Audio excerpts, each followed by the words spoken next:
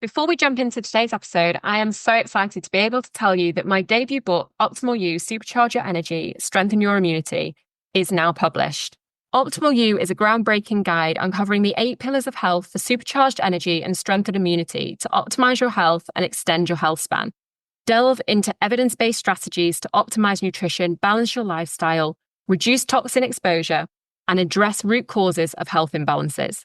It includes a 14-step anti-inflammatory nutrition blueprint to supercharge your mitochondria and fortify your immune system. Plus, you get my 4 lifestyle S's: sleep, stress, strength, and social, that form the foundation of optimal well-being. On top of all that, when you buy the book, you get access to a special area on the website that gives you all the resources, plus recipes and guides that we talk about within the book. You can empower yourself with practical tools and insights to embark on a transformative journey towards Optimal You. Head over to optimalyoubook.com to get your copy now, or you can get your copy from Amazon worldwide or your local bookstore. When you've got your copy, don't forget to share on social media, tag me in it at good_health, GOODE, and use the hashtag OptimalYouBook. I can't wait to see what you think of the book, and I really hope that it brings you lots of health and wellness. Now let's head to today's episode. Welcome to the Good Health Podcast. I'm your host, Nicole Good, a certified functional medicine practitioner, registered nutritionist, and author. In this podcast, we delve into the world of energy and immune health and wellness with positivity, from optimal health and energy to stress and burnout, right through to immune conditions such as thyroid and autoimmune disease. We deep dive into functional medicine, nutritional medicine, and lifestyle medicine, as well as the personal stories of our amazing guests, from Olympians to famous faces and guest experts from all different parts of the health and wellness world. It's time to stop letting your health hold you back and become the optimal version of you. Don't forget to come and join the conversation on Instagram at good_health, that's GOODE, or visit the website nicolegoodhealth.com to find out more.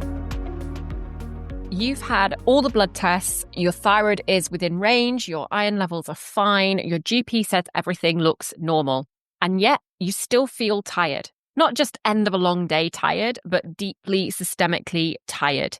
Your brain feels foggy, your body aches, your motivation is gone, you feel inflamed, drained, and just off. But no one seems to know why. Maybe your autoimmunity is constantly triggered and flaring up. If this sounds familiar, it's possible that something deeper is at play. Something that doesn't always show up in standard blood work. Something that millions of people carry, often unknowingly. And this is the Epstein-Barr virus, or EBV.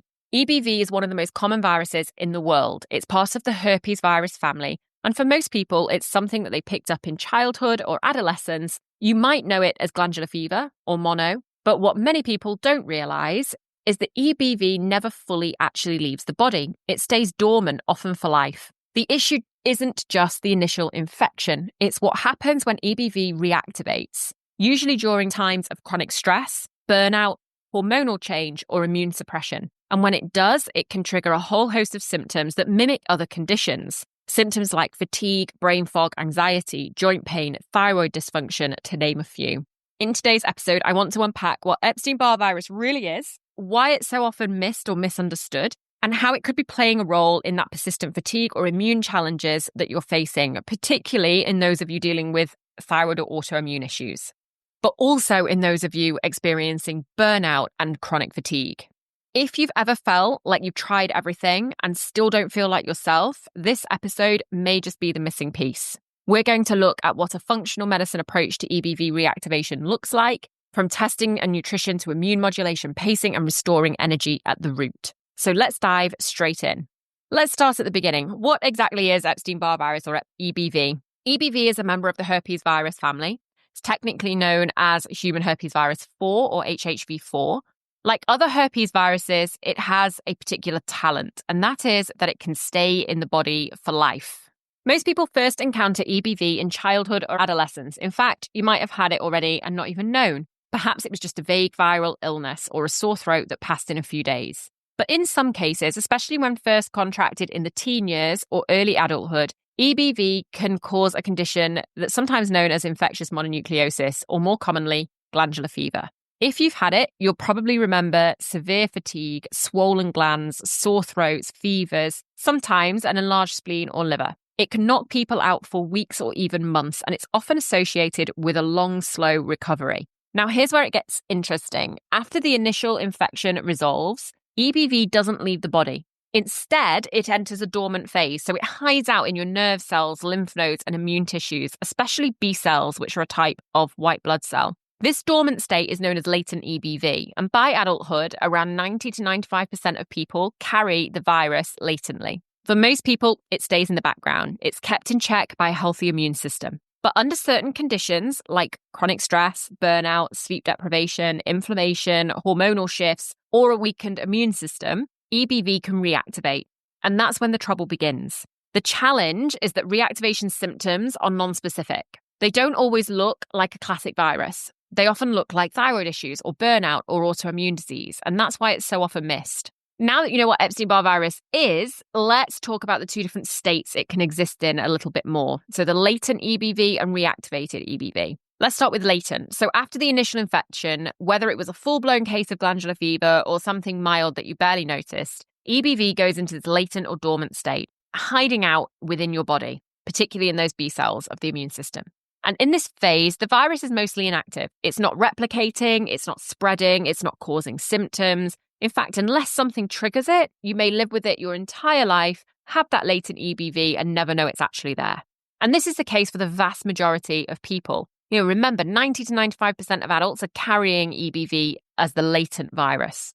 But sometimes we get reactivated EBV. So under certain conditions, the chronic stress, burnout, viral bacterial infections, poor sleep, hormonal changes, immune suppression, that EBV is going to reactivate or can reactivate. When this happens, the virus becomes active again. Now, it may not cause the same sore throat and fever that you had with the glandular fever, but it can create a whole new set of vague, very frustrating, and very persistent symptoms. And here's where things get tricky. The symptoms it causes are very non-specific, so they overlap with dozens of other conditions. And this is why EBV is so often overlooked.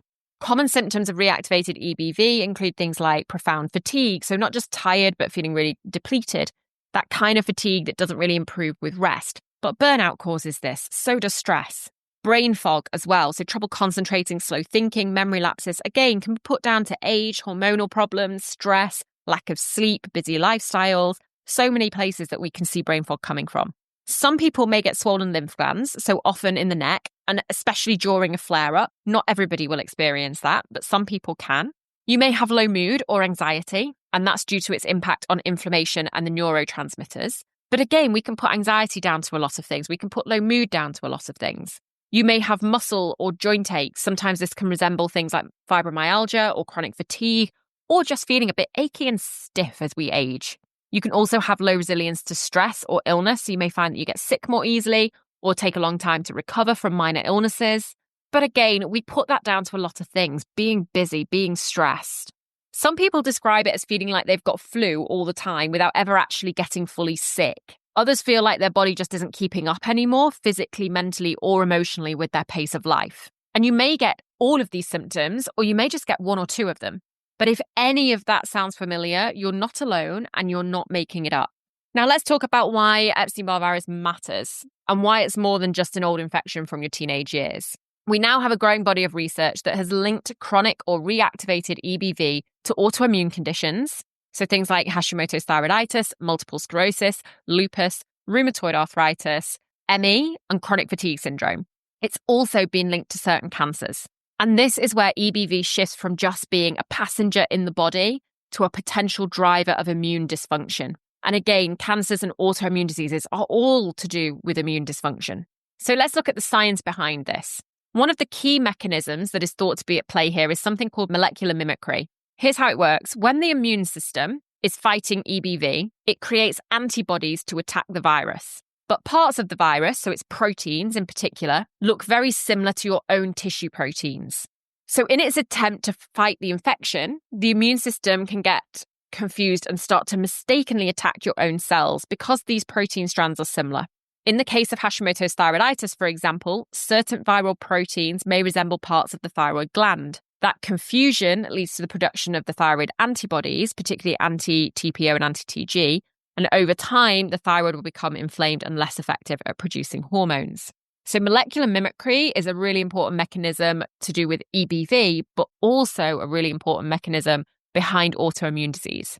So it's really important to understand that EBV doesn't necessarily cause autoimmune disease on its own. This is really important. We have to remember 90 to 95% of people have this virus in their body and it doesn't cause any problems. The difficulty is when it reactivates, then it can act like a trigger, especially in someone who's got underlying risk factors. So things like already having an autoimmune disease, a genetic predisposition, gut dysbiosis, nutrient deficiencies, long-term stress or burnout, or a history of viral infections, trauma, or hormonal shifts. These things all get together and cause a perfect storm of conditions that lower the immune resilience and give the latent EBV the opportunity to become reactivated EBV and therefore cause dysregulation in the immune system. So the thyroid is actually particularly vulnerable for several reasons. One, it's a highly vascular gland, so meaning that immune cells and antibodies circulate through it regularly. It's also very sensitive to both inflammation and hormonal shifts. And interestingly, EBV has been shown in some studies to persist in thyroid tissue, meaning it may be silently contributing to that ongoing inflammation. So if you've been diagnosed with Hashimoto's but feel your symptoms aren't improving, or if you've been told your thyroid is borderline, but you're struggling with fatigue and brain fog and mood issues, it could be worth exploring whether EBV reactivation is part of your picture. While the thyroid is a common target, EBV's impact on the immune system also goes further. One of the most compelling areas of research is its link to multiple sclerosis. This is a chronic autoimmune condition that affects the central nervous system. In fact, in one landmark study in 2022, it was offered as the most definitive piece of evidence to date that EBV infection is potentially a necessary precursor to developing MS, but certainly a precursor. And this was a massive study which followed millions of people over around 20 years. And what they found was that individuals who were EBV negative at baseline had very low risk of developing MS. Once infected with EBV, their risk increased 32-fold. And importantly, no other viruses that were studied showed that same association. So 32 times increase in a person who's been infected with EBV. And researchers found that EBV infection preceded the development of MS usually by several years. And they noted that EBV appears to trigger the immune system to start producing antibodies that cross-react with myelin, which is the protective coating around nerve cells. And this is another example of that molecular mimicry. So this is where the immune system, in its attempt to target the virus, is mistakenly targeting your own tissue. And EBV is part of my own health history. So this is an area of research that I am really interested in because that's how my autoimmune issues started, EBV several years before the autoimmune developed. In the case of MS, this leads to damage in the brain and the spinal cord and can result in symptoms like numbness and tingling, muscle weakness, visual changes, fatigue, brain fog, difficulty with coordination or mobility. And again, you don't have to have all these symptoms. A lot of times we look at people with MS and we assume that they're going to be in a wheelchair or unable to walk. You know, on this podcast, the very first episode of this podcast that we did was actually with the Olympian Lena Nielsen, who has MS and she's an Olympian. So we really need to change the picture of what people with MS look like. And we'll link that episode with Lena in the show notes below this episode today. So while the thyroid is a frequent and well-known target of EBV, the virus's reach extends far beyond, and actually more and more research is showing us that it can interact with your immune system in ways that really set the stage for more serious autoimmune or neurological conditions, often years after that initial infection. And this is why in functional medicine, we don't just look at whether EBV is present. We look at whether it is active, and this is a different type of test. We look at how it's affecting your immune regulation and how to support your body's ability to keep it in check. So how do we actually test for EBV? This is one of the most common questions that I get asked, and understandably so. Many patients will come to me having been told that they have tested positive for EBV at some point, but they've never been given a clear explanation of what that really means. It may be that they know they had EBV many, many years ago. So let's break it down. The EBV panel, this is a blood test, and it looks at different types of antibodies your body has produced in response to the virus. So we might look at VCA IgM, which indicates a current or very recent infection. We might look at VCA IgG, which indicates past exposure. Nearly everybody will test positive on this one by adulthood because, like we said, 90 to 95% of people will have that. We look at eBNA IgG, so this is Epstein-Barr nuclear antigen. This shows up later, so usually a few months after infection, and indicates long-term or past infection. And then we have early antigen, IgG, so EAD IgG, sometimes referred to. And this is really one of the most important markers when we're investigating possible reactivation, because elevated levels may suggest that the virus is no longer dormant. But these markers need to be read together, and it's really important that they are read correctly. And this is the challenge, is the interpretation. So this is where it gets a bit tricky. Most standard medical approaches only flag a current infection. So if your IgM is negative, you'll be told that there's nothing to worry about. But in functional medicine, we're also looking at these patterns. So not just whether you've ever had EBV, we know most people have had EBV, so that's not particularly important information. It's not very helpful. 90 to 95% of people are going to have had it. What we want to know is your immune system showing signs of ongoing activation or reactivation? This is much more important information. So if your VCA IgG or EBNA IgG are positive, but your early antigen is also elevated, and you're experiencing some of those symptoms, so you've got things like persistent fatigue or inflammation, that may suggest viral reactivation. So the VCA IgG and the EBNA IgG being positive, that's normal. But if your early antigen is also elevated, that's what we're looking at. Even if your IgM is negative, so this is the one that generally standard medical approaches are looking at, is the IgM. Even if that is negative, we may be looking at viral reactivation. And this is where many people fall through the cracks because their test isn't technically abnormal. That VCA IgG and EBNA IgG are normal. They're the normal range. They're absolutely as they should be. But their immune system is struggling to keep that EBV under control. So when is it worth testing? You might want to consider EBV testing if you've had chronic fatigue that hasn't responded to other interventions. You've had glandular fever in the past, but feel like you've never quite recovered. So maybe every time you get a cold, your glands go up a little bit, or you always get a bit of a sore throat whenever you pick up a virus. You may want to look at it if you're managing something like Hashimoto's or MS or another autoimmune condition, and you feel stuck, you feel like you're not improving, you're finding it difficult even though you're doing all the things, or you've experienced a relapse in symptoms. So maybe after a period of stress or illness or hormonal change, those symptoms that you're experiencing have just got worse.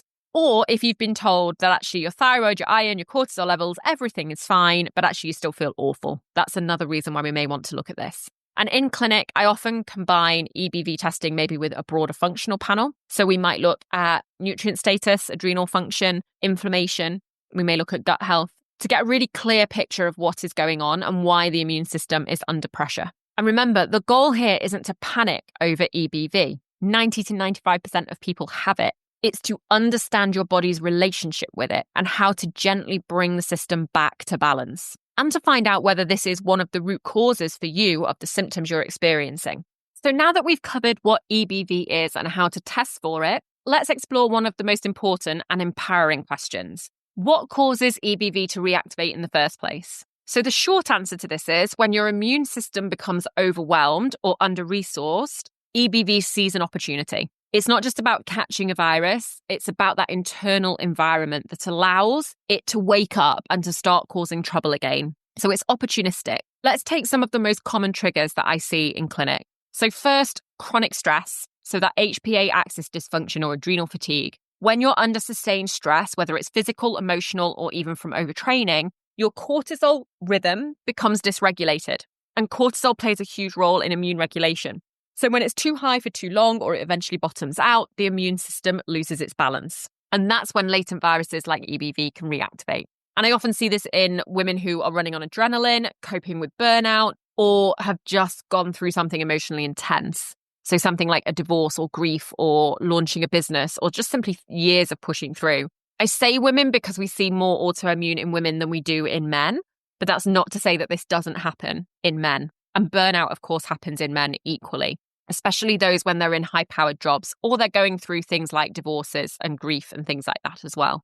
Then we have nutrient depletion. So your immune system depends on key nutrients to keep viral activity in check. And some of the most common deficiencies that I see in reactivated EBV cases are things like zinc, selenium, magnesium, B6, B12, vitamin D, and vitamin C. So whether due to poor absorption, chronic stress, overexertion, sometimes restrictive dieting as well, if these are low, these nutrients are low, your antiviral defenses are lowered as well. And then we have that poor sleep and circadian disruption. So sleep is when your immune system resets. It's when natural killer cells are most active. They're the cells that are responsible for controlling viruses like EBV. So if you're staying up late, you're waking through the night, you're working shift patterns, your immune rhythm is going to get disrupted. Even if it's just a week of poor sleep, that can be enough to reduce immune surveillance and create the conditions for viral reactivation. Then we have gut dysfunction. So your gut isn't just about digestion. It's a key immune organ. Roughly 70% of your immune system lives in the gut.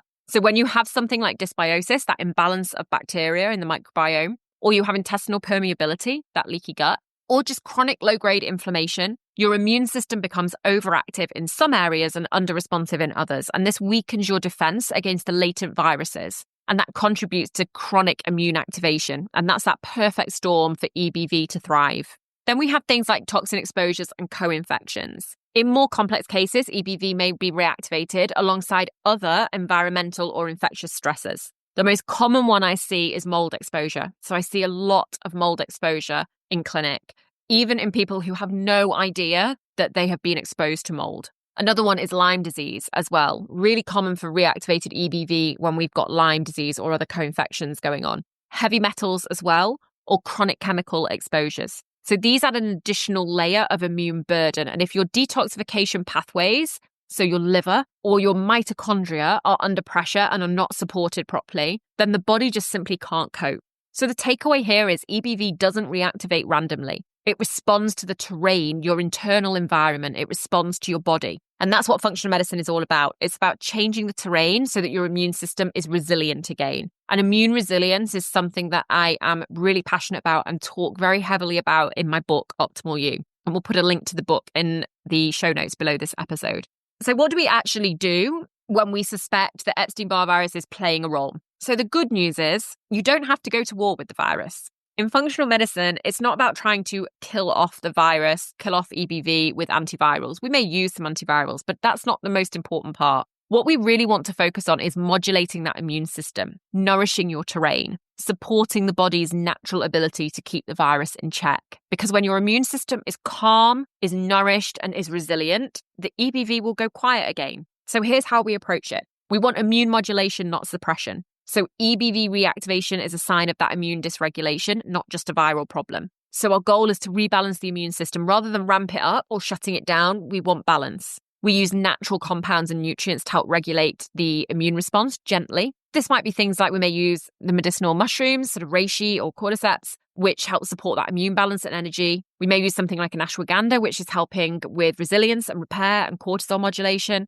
We may look at lemon balm and licorice root, which have very gentle antiviral and adrenal supportive properties. Really important, though, to note, some of these supplements shouldn't be taken with certain autoimmune conditions. So an EBV we know is a trigger for those autoimmune diseases. So if you have one of those conditions, if you have sort of an autoimmune condition, especially thyroid, then it's definitely better to check with a practitioner before you just start taking any of these supplements. Then the next thing we have to do is look at nutrient repletion. Instead of nutrient depletion, which we see a lot, we want nutrient repletion. We want to start building these nutrients up in the body so we can assess and correct key deficiencies that weaken the immune resilience and the mitochondrial function. So things like zinc is very antiviral and immune supportive. Vitamin C is going to support lymphocyte activity and viral control. Vitamin D helps to modulate inflammation and autoimmunity. Selenium is important in the thyroid and in the immune function. B vitamins really important for that energy production and methylation and nervous system repair. And then magnesium, really helpful for helping to calm down the HPA axis and reduce viral replication. And these will often be tailored in dosages based on testing, especially in patients with chronic fatigue, autoimmunity, or ongoing burnout. Step 3, we need to support the mitochondria. So reactivated EBV often shows up with mitochondrial dysfunction. Think low ATP, so this is our energy molecule in the body, low recovery, post-exertional crashes. All of these things are going to indicate that we need to support the mitochondria. This might include things like coenzyme Q10, acetyl L-carnitine, PQQ, NAC, glutathione. They're really good for reducing oxidative stress. Glutathione is our master antioxidant. Or anti-inflammatory nutrition to help to reduce cellular damage. And this is going to really help to rebuild energy sustainably without overstimulating the system. But again, check with a practitioner before taking any of these supplements. So step 4, we want to regulate the nervous system. So pacing is really essential. You don't want to push yourself way out of your limits if you've got EBV-related fatigue. So I work with patients to help build nervous system resilience. We use things like breath work through vagus nerve stimulation. So I love the Sensate device. We'll link that below this episode as well in the show notes. And just 10 minutes a day of that vagus nerve stimulation with something like a Sensate is really, really good for building resilience. And then practice true rest as well. So not just sleep, but deep parasympathetic recovery. And this is something we're not very good at anymore. Even when we're doing something where we are resting or we are relaxing, our phone is usually pinging, or we're answering a message, or we're listening to something, or we're watching something. Practice true rest. Actually just sit and read, or just sit outside in nature. Do something where you really do just switch off. We also want to avoid boom and bust cycles so they can drain energy further. So we might use tools like guided meditations, somatic work, or even just structured downtime to really help the immune system to switch from that fight or flight into a repair state. And then the next step we need to look at, or another step we need to look at, is to reduce that total body burden. Is there any gut dysbiosis? Are the detox pathways sluggish, or is the liver well supported? Is there any ongoing exposure to things like mold, toxins, or allergens? Is the circadian rhythm supported? And you don't have to fix all of these things at once, but we need to reduce the noise. So take things step by step. And as we lower each one, we're making it much easier for the immune system to then do its own job. So the focus really is to strengthen the host, to strengthen the patient. That's the key focus, not antiviral work. That might be one little part of it, but actually strengthening your body, that's going to be the key. So rather than chasing the virus, we're asking, what does this person specifically, individually need to nourish their body and find balance in their body again? And that's where the real healing begins. So how do you know if EBV might be your missing piece? So the truth is, EBV reactivation can look like a lot of things. And because its symptoms are non-specific, so things like fatigue, brain fog, mood changes, it's often misdiagnosed or simply dismissed altogether. But there are some classic patterns that I see in clinic, or I like to call them sort of red flags, that point us in the right direction. So if we see these things, it's a red flag that we need to maybe have a look at EBV. Here's some of those red flags where I would start to sort of suspect EBV as a contributing factor. And it may not be the only factor, but it may be one of the factors, one of the underlying causes. So the first one is if a person has ever had glandular fever or mono in the past and never really fully bounced back. Maybe they recovered enough to get through the day, but never quite felt the same since. That's a really common story. A teenager or early adulthood infection that lingers under the surface and then will reawaken each time somebody is stressed or somebody gets a virus. Another one is somebody who is doing all the right things, but still feeling exhausted. So they've changed their diet, they're taking all the supplements, maybe even been on thyroid medication, but fatigue and brain fog and inflammation just aren't shifting. If everything looks good on paper, but the person is still not feeling well, then EBV is worth considering. Another one is if you've been told that your thyroid is fine, but they've got symptoms of hypothyroidism. So if lab work for the thyroid is fine, but they're experiencing things like hair loss, cold hands and feet, constipation, low mood, fatigue. This is where EBV often intersects with the thyroid. So it may not be a primary thyroid problem. It may be that a virus-triggered immune issue. And then if somebody's experiencing autoimmune symptoms or flare-ups, so if whether they've been diagnosed with something like a Hashimoto's or an MS or a lupus, or we're just seeing unexplained inflammation in the labs, then we can look at EBV as whether that is a contributing factor to that immune dysregulation behind the scenes. Also, if fatigue is flaring up after stress, after illness, or after hormonal changes. So this is a big one. EBV often reactivates after a period of extreme stress or burnout, after a viral or bacterial infection, after pregnancy or postpartum, or in perimenopause or menopause. So if you notice your symptoms spiking after one of those, then it may be worth investigating. And this is where taking a health history is really important. And this is something that we do in functional medicine that works really well, is pulling out the patterns of when people started to notice spikes. So if you work with a functional medicine practitioner, and I do this, I send out a questionnaire for my patients to answer before they work with me, before we start working together. I can't speak for all practitioners, but in the most part, these are quite detailed. They will send out a relatively detailed, quite long health intake form. The best thing you can do is answer this. And I know it's a bit boring because you don't want to be going through loads of paper and answering loads of questions. But the best thing that you can do is answer that with as much detail as you can. The more detail you give us, the more we can pick up on these patterns and find things and know what to try and test for, what to try and find, what the root cause might be. So really important to put that into the picture and to do that. But ultimately, EBV is not the only cause of these symptoms. It can be in some cases, but in other cases, in many cases, it's part of a bigger picture. So if you feel like your body just isn't recovering the way that it used to, particularly if you've been dismissed or told that it's just in your head or told that everything is fine, then the EBV conversation is one that is definitely worth having. To wrap up, EBV virus is incredibly common. We don't want to scare people with this. Most people have it.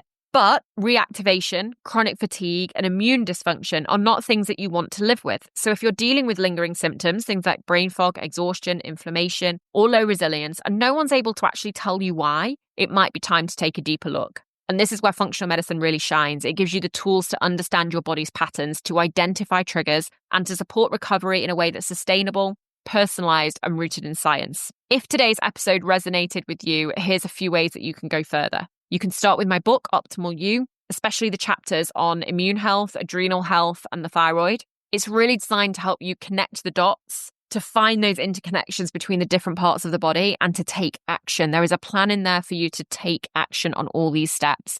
The plan in Optimal You is an immune balancing plan. Or you might want to join our thyroid or fatigue program. This is designed to help support you with energy, with clarity, and with immune recovery. And if you want to test for EBV reactivation or you want to work with me one-on-one, you can book a consultation or you can book an EBV panel through the link in the show notes. Finally, if you know somebody who's been struggling with unexplained fatigue, with autoimmunity, or just with that frustrating case of everything is normal, which is what happened to me for many, many years. I was told everything was fine, even though I didn't feel it. Please share this episode with them. It might just be that key piece of information that is missing from their puzzle. Thanks very much for listening. I'll see you next time on the Good Health Podcast. I hope you enjoyed today's episode of the Good Health Podcast. Do share the episode with anyone you think it may benefit and help us to spread the word on all things health and wellness by rating, liking, or subscribing to the podcast. If you want more, you can listen to more episodes on your favourite podcast app or sign up to my newsletter for my favourite tips, tricks, health advice, brands, recipes, and more at nicolegoodhealth.com/newsletter. Have a lovely week. Don't forget to hit subscribe, and I'll see you on the next episode of the Good Health Podcast.